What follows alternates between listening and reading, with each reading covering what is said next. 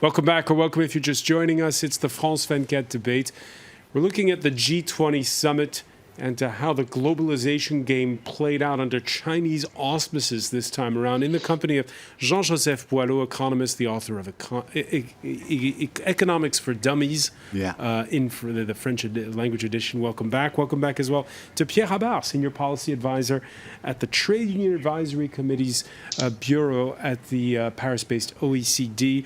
Solange Chatelain, researcher on China-Africa relations at the French Political Science Institute Sciences Po, is with us from Brussels, and Anastasia Nesvetalova, who teaches at City University of London. Welcome back to all of you. Just before the break, we were talking about the Chinese position and how they were leaving their stamp on this G20, this final G20 for Barack Obama. Now, this visit offered the 8th opportunity for President Xi and me to meet. We agreed to advance our cooperation across a range of issues, including climate change, global health and development, peacekeeping, counter-narcotics, and nuclear security. We also addressed our differences on issues like religious freedom, maritime security, and a level economic playing field. But we did so in a clear, candid, direct, and I think constructive way. That has helped us to manage problems, and it's consistently helped us to improve relations between the United States and China. Yeah, it's sometimes referred to, Anastasia Nesvetalova, as the G2 when you have Xi Jinping and Barack Obama sitting down in the same room. How did Obama do in the way he handled China on this visit? I think he did really well. He generally, in my opinion, is a very successful US president. He carries himself really well in public and in protocol meetings.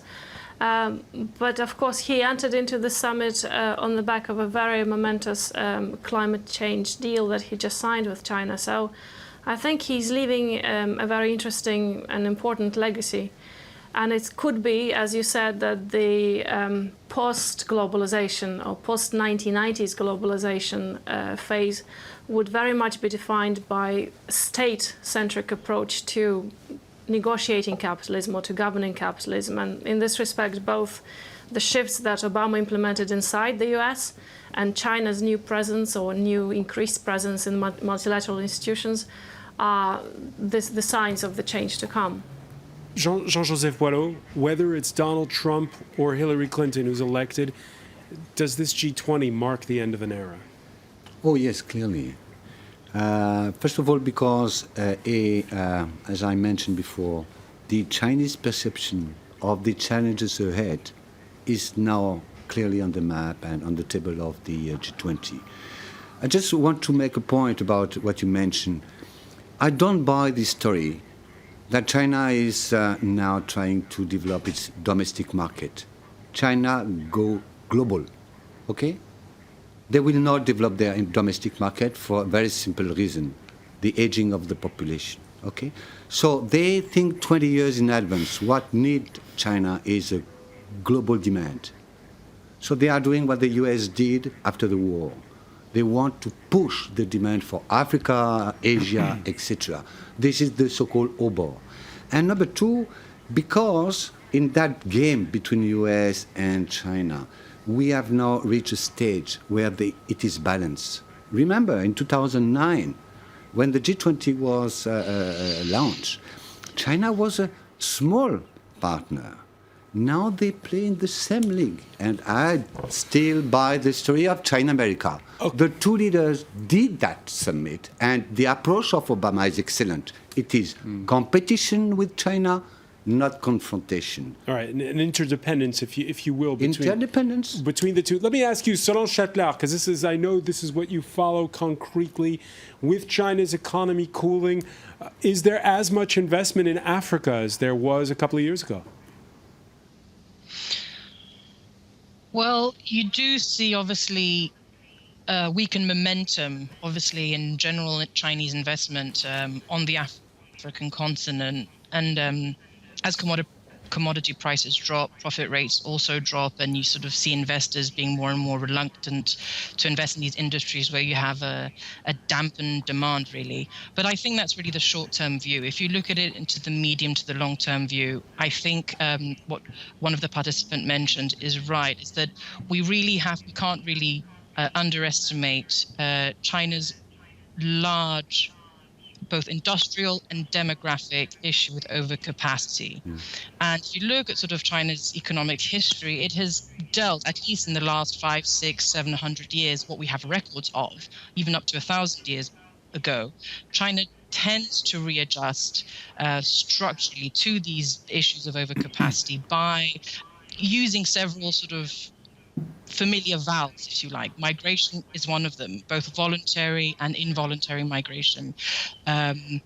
Exporting capital, exporting companies, exporting sort of national champions, that's very new, I would say, but it's more of a contemporary manifestation of a historical precedent, if you like. So China's new at the game of 21st century diplomacy, and it's learning about all this protocol as it goes along, but it's not entirely new at the idea of spreading its overcapacity outside. So it has to seek this double adjustment, which is domestic adjustment on the one hand, while balancing global economic adjustment on the other. And that's very, very difficult. And we have to insist here that what the rest of the world is asking of China is at the same time for it to come up with an economic model that is better than the one that has existed until now. So we're actually asking them to give us capitalism 2.0, one which has innovative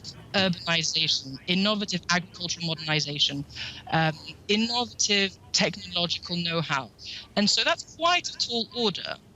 We're asking them to basically solve the energy equation of the planet. So China is dealing with these major challenges of structural readjustment at the moment in its country, both demographically, economically, industrially, etc., while at the same time, sort of everybody's expectation is for China to really deliver the next generation of capitalist, at least capitalist expansion, or at least the next phase of capitalist expansion, whilst being able to correct the negative externalities of what we've had until now. And I think that's the main challenge, and that's what we should really stop on and start. The main challenge, Solange, it's fascinating what you're saying, because it's really about the long-term vision. And it harks back to when the G20 first began. It wasn't about long-term vision at all. It was 2008. Barack Obama was a president-elect. And it was really about putting a fire out. George W. Bush was still in the White House. It was hot on the heels of the collapse of Lehman Brothers. We were in the midst of the biggest recession in decades. At the time, leaders said it was precisely the time to reform the world economy, repeating that mantra, a crisis is a terrible thing to waste. Pierre Habart, did they waste that crisis? No, not necessarily. I mean, there are some good... the G20 delivered in 2009, for example, with a consensus on coordinated fiscal stimulus, okay? But then it also made mistakes in 2011 with the big turn toward austerity measures and so on. Right now, we are in a new era for the G20. It has a very broad mandate. A lot of different things are being addressed by the G20. 95% of it is being dealt way before the summit, okay, during the process. But the overarching theme, commitment by the G20 is, and that dates back to last year, is a commitment to inclusive growth. This idea is that... Yeah, but is that just stuff on paper, or is it serious? Well, it is serious when you look at the figures. Inequality is exploding. We know for a fact that in the past, when you have a 4% growth GDP, if it only, in many cases, it only benefited the 1% richer. And there's no point in having that kind of growth model. So there's a commitment by the G20 to have economic policy that are indeed inclusive. The outcome of the Hangzhou Summit is very much supply side. This is where China perhaps has been, that's one of the failures, so to speak, of the summit. China did push for a supply side measures on growth, infrastructure, trade, investment. Fine, we agree, innovation and SMEs, but the demand sides focus on tackling inequality, wages unfortunately, are largely missing. So there have been many G20 summits before. There will be afterwards. The Chinese achieved what they wanted on infrastructure. On trade now, indeed, China is it's a capital exporter, so they have a vested interest in having a more organized trade investment system. But on the inclusive parts, on supply chain, responsible investment, supply chain issue, where China plays a pivotal role, unfortunately, we're not there for this summit, at least. Reactions on the hashtag F24 debate. This one, any serious global leader gives Zuma any attention on the sidelines at the G20, President of South Africa, Jacob Zuma, or they simply didn't see him as worth any attention, question mark. Let me ask you, Anastasia Nesvetilova, 20 members in the club, is that the right number? I don't think so. It doesn't reflect clearly the Is it too many or too few? I think it's too few. It's good that it was expanded from G7 to G20. It's good that the large emerging markets then have a voice. But it's...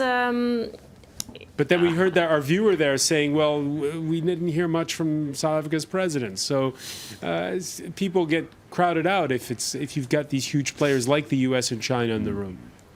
That's true, but it's also a forum to reach bilateral deals and negotiate conflictual issues somewhere on the sidelines. One of the failures of major institutions that we have inherited from 1945 onwards is that they were dominated by very few players and they didn't provide the forum. WTO is one example. So in some ways, G20 is better than G7, but it's possibly can be more inclusive. And China's president, by the way, sensing that the winds could be turning against free trade, we've seen it, a transatlantic trade deal is all but dead at this point. The one signed among Pacific nations is in question. Xi Jinping remarking at the conclusion of the G20. Though the world economy generally keeps on recovering, it still faces multiple risks and challenges, including a lack of growth, momentum and consumption, turbulent financial markets, and receding global trade and investment. When I asked you earlier, Jean-Joseph Boileau, if it was the end of an era, not just because Barack Obama is leaving office, but an end of an era for people believing in big global deals like the Trans-Pacific Partnership. This summit can be a beginning of a new era of globalization. It's the end of an era in the sense that it is, as you mentioned, the end of the 2009 management of the global crisis. For the first time at this summit, they mostly focus on the medium to long-term issues. That's amazing. And that's a total changing approach of this kind of summit. I was engaged in the 2009, 2010, 2011 G20 meeting. Yeah. We only discussed short-term issues. And at that time it was the global imbalances. No, global imbalances at that time was the surplus of China versus the deficit of US. Yeah. You can see now the communique. Yeah. They are talking about global imbalances in terms of poor countries, lack of infrastructure in Africa, in Asia, etc. This is really the end of a period for that reason. We are entering... Talking about big infrastructure projects instead of curbing budget deficits. Is that the way you see it? Of course, it's a good thing that there is a coordinated action on infrastructure. There are big infrastructure needs. But just why is there opposition to the TTIP? Why are there popular opposition? It's not just opposition from a few NGOs. TTIP is that transatlantic trade partnership the EU is negotiating with the US. And the answer is not that it is a simple answer. It's just like people don't see the long-term benefits to those trade deals because these are trade investment deals.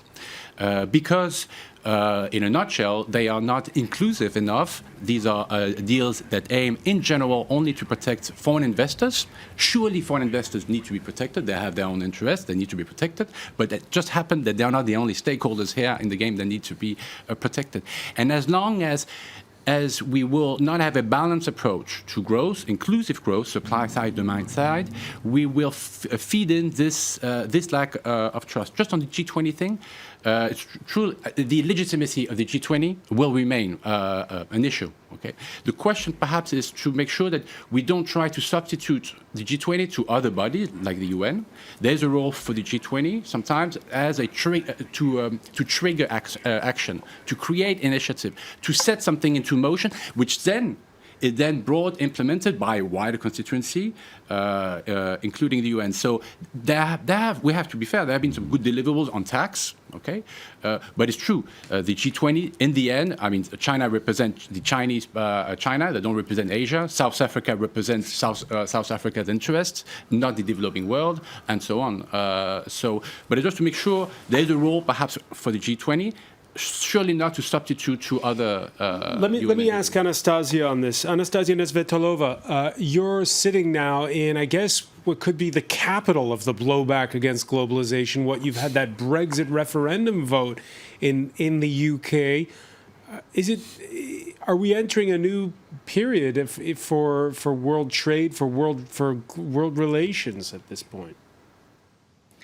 It might well be, and there were, academic analysis have long suggested that the early 21st century will really be domination of large continental economies and state capitalism. This is what it was called when all emerging markets, and many of them are very state-centric, were rising and growing rapidly, but also, importantly, all the adjustments that the previous speaker was mentioning that are so necessary to address the current crisis and the rising risks, they require a much more proactive and visionary role for the state in Western, in all G20 economies, but in particular in the West, in America and in Europe. Something that existing powers have not been very used to. We're used to the idea of neoliberal globalization, of capital and markets working somehow by themselves, delivering benefits. And the backlash against this vision of globalization, which worked for capital, but not necessarily for the people, for corporations, but not for local economies, it does ultimately require a different and new role for the state. And this is where, what I was saying earlier, this is where China and other emerging markets can actually be new partners and leaders. Solange Chatelain, earlier in the conversation, you said how you had the sense that the burden of coming up to an alternative to the current system seems to be resting on China's shoulders to a certain degree. Yes, well, this dovetails what Anastasia just said about finding a way of developing not only just a more inclusive economic system, but a more equitable one that focuses more on redistribution and making sure that redistribution is dealt in a sustainable way, both domestically and globally. I think the earlier points saying that we've shifted now from a G20 that was more sort of focused on fixing the problems, so fixing sort of the risks and the challenges that were caused by the financial crisis of 2008, 2009, to a much more deeper diagnosis. If you really look at how the Chinese are trying to understand mechanisms and mutations of the world, of global capitalism today, they're much more interested in the long-term, deeper symptoms. And if you look at some of Xi Jinping's speeches, that's exactly what he says. He says, to cure a problem, it's better to sort of apply a preventative type of treatment than sort of just trying to fix it there where it's broken. And I think that really reveals a more long-term approach, definitely a pivot, a change from this kind of politics of immediacy to politics of strategy and vision. And I think that's important to bear in mind. China knows that inevitably it will play, if not just purely because of its demography, will play a leading role in this. What kind of leading role, it's not sure yet, which is also why it's problematic to speak of, China's exporting its political or its economic model abroad. I find that quite difficult, quite simply because China is still figuring out what that economic model is itself. And it's very much sort of experimenting as it goes along. But it definitely knows, as Anastasia was saying, that it has to be very innovative about the borders between state and society, if you like, where the state positions itself within society, where it has positioned itself historically in China, and where it will position itself in the larger debate about the role of the state and within the wider economy. Jean-Joseph Boileau, let me ask you about this. Now, I just wanted to make a short point about Zuma, the representativeness of the G20. Why? You know that I'm fond of India as well. You have not heard about India, isn't it? And on the photo, you know that Narendra Modi, the great Narendra Modi, was a little bit aside. But still, the G20 is very much representative of at least the leaders. Why? There are not only 20 leaders. If you add all the institutions, there are 48 participating. And especially the IMF now is at the center of this global system. You remember in 2009, the IMF was criticized. Everybody was saying that the IMF is over. Game is not over. After less than 10 years, there's a new consensus among the leaders, Asia, Africa. The African Union was represented, no? And overall, you had 7 Africans at that summit. What is missing? We have the G20, this is global leaders. We have the B20. Business summit was very successful in Hangzhou. And what is missing is the C20, the civil society. You remember at the G7, there was a lot of contestation from the civil society. Since the G20 exists, we got only 2 summits with the C20, Melbourne and Antalya in Turkey. Now, I think the globalization will be balanced if we have back the civil society. That's not only trade unions, but also ecologists, etc. We're going to have to leave it there. On that thought, many thanks, Jean-Joseph Boileau. I want to thank as well Pierre Habart, Solange Chatelain for being with us from Brussels, as well as Anastasia Nesvetilova. Stay with us, though. Our Media Watch segment is next.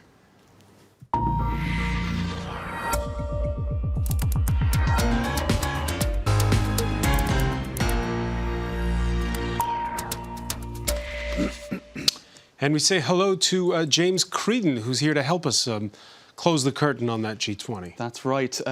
In images and online buzz, of course, the encounter between Barack Obama and Vladimir Putin on the sidelines of that summit was closely watched, and photographers trying to find the perfect image to sum up the deep friendship between the two men. This is a photo of, indeed, the discussions that they had on the margins of the summit for an hour and a half. Susan Rice I see there? I don't know. I think on the back of her head, yeah. Interpreters as well, perhaps, on the other side. In any case, this is the photo that everyone has zoned in on. AFP very neutrally sort of pointing out that they're looking at each other on the sidelines of the summit.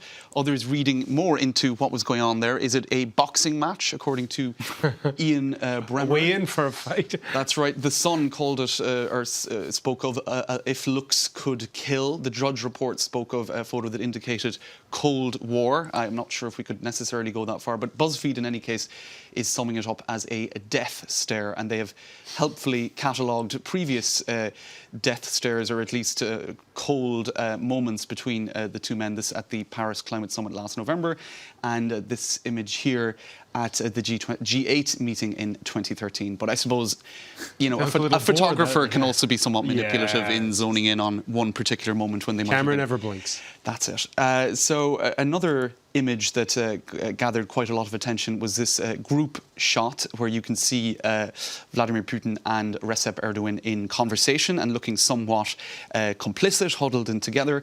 Barack Obama on the other side of that group shot appears to be looking over somewhat in a concerned manner at this tete-a-tete taking place on the opposite end of the group photo. Helpfully, some have dug out the group photo from a group photo from 2015, where you can see here Recep Erdogan and Barack Obama appear to be rather chummy. The tables have turned. The tables have indeed turned, and some, such as this Facebook page, have summed it up with this slogan: when you see your ex with her new man. Not sure there's a romantic relationship between any of the three. But anyway, there you go. Some on their Facebook and Twitter accounts have been putting a very positive spin on things. Justin Trudeau showing photos of various tete-a-tetes and putting a very positive spin on all of that, as has Donald Tusk, President of the European Council. He shared quite a lot of images on his Twitter account as well, if I can find the right ones, showing what appear to be smiles all round. You have time to take a lot of pictures. Indeed. Anyway, somewhat less diplomatic language, even if it's not the G20 summit. This is the upcoming ASEAN summit, where President Duterte of the Philippines was due to have discussions with Barack Obama tomorrow. That discussion may not take place now because of comments that the Filipino president made to the press, saying that if Obama were to question his hardline approach to cracking down on drug dealing, etc., he would call him a son of a bee. Barack Obama apparently, well, he did respond to journalists saying that this is clearly the language of a colourful guy, but apparently that meeting may not now take place. So lots of buzz online about the G20 summit and indeed other encounters between world leaders. From one summit ASEAN. to the next, Indeed. the pageantry never ends. Absolutely. Many thanks for that, James Creed. And I want to thank our panel once again. Thank you for joining us here in the France 24 debate.